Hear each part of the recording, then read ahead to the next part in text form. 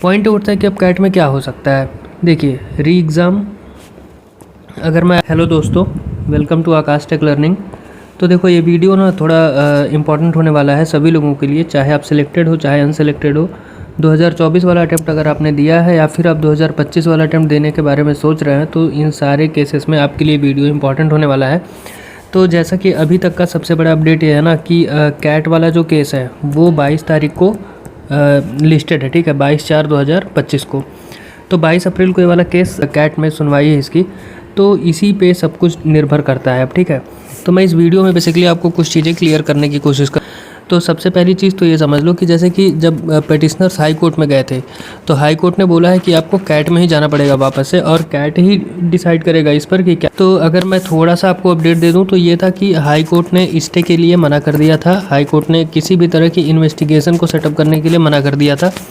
But high court से एक favourable चीज़ आई थी पेटिशनर्स को, वो ये थी कि जो अपॉइंटमेंट लेटर्स हैं, लेटर्स में एक क्लॉज ऐड कर दिया जाए कि ये OA नंबर दिस जो फाइल हुआ है जिसकी सुनवाई 22 तारीख को है, पर डिपेंड करता है इन लोगों का अपॉइंटमेंट जो कि 2024 वाले एग्जाम में सेलेक्ट। सभी लोगों के अपॉइंटमेंट लेटर में ये चीज़ मतलब मेंशन कर दी जाए कि आज 8 तारीख को 8/4/2025 को SSC की तरफ से एक ऑफिशियल नोटिस मतलब जारी की गई है। उसमें ये बेसिकली मेंशन किया गया कि 3 तारीख को जो हाई कोर्ट का जैसा कि निर्देश था कि ये ऐसे ऐसे मेंशन कर दिया जाए, तो बस उसी क्लॉज के बारे में है कि सभी डिपार्टमेंट्स इस चीज़ को मेंशन कर दें, ठीक है।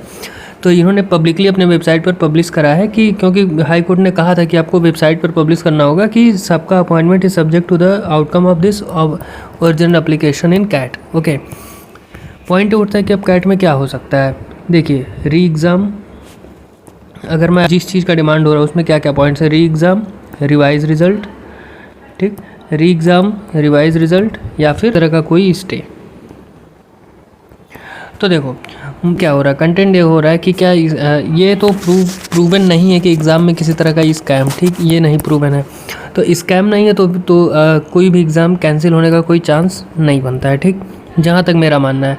दूसरी चीज़, एग्ज़ाम में पेटिशनर्स का कहना क्या है कि बोनस दिया, एक तो ये वाला मैटर, और दूसरा मैटर ये है कैट में कि हमारा रिज़ल्ट दिया उसके बाद में फ़ाइनल आंसर की फिर दी। तो ऐसा क्यों किया, पहले रिज़ल्ट दिया फिर फाइनल आंसर की दिया, पहले टेंटेटिव आंसर की फिर रिज़ल्ट फिर फाइनल आंसर की, ठीक।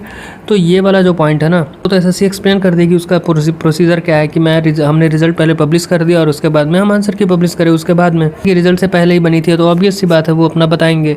बट ये जो बोनस वाला है ना, देखिए बोनस क्यों दिया, बोनस इसलिए दिया क्योंकि क्वेश्चन गलत था, या तो ऑप्शन गलत था, या तो हिंदी मीडियम में गलत था, या तो इंग्लिश मीडियम में गलत था। बोनस दिया, बोनस के बाद में नॉर्मलाइजेशन हुआ।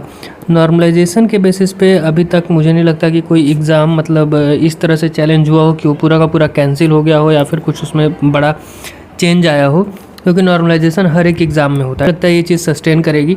दूसरी चीज़ है कि बोनस क्यों दिया, तो बोनस इसीलिए दिया क्योंकि मतलब क्वेश्चंस गलत थे, रॉन्ग थे, जो भी चीज़ें थी।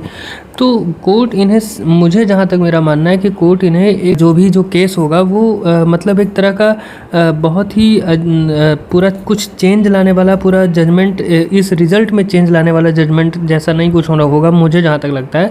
ये बल्कि ये केस ज़रूर चेंज ला सकता है हमारे प्रोसीजर ऑफ SSC में, ठीक है, इस चीज़ पे कि ये कुछ निर्देश हैं जिससे कि ऐसा बोल सकते हैं कि SSC कुछ ऐसा करे, कुछ ऐसे गाइडलाइंस बनाए कि जिससे ये क्वेश्चंस गलत होना और जो भी प्रॉब्लम्स है इन चीज़ों से रिजॉल्व हो सके सारी चीज़ें, ठीक है। तो अब देखते हैं सारी चीज़ें तो 22 वाले पर ही डिपेंड है, 22 वाले डेट पे कैट वाली। तो लेट्स सी क्या होता है उस दिन। तो मुझे इस वीडियो में बस यही बताना था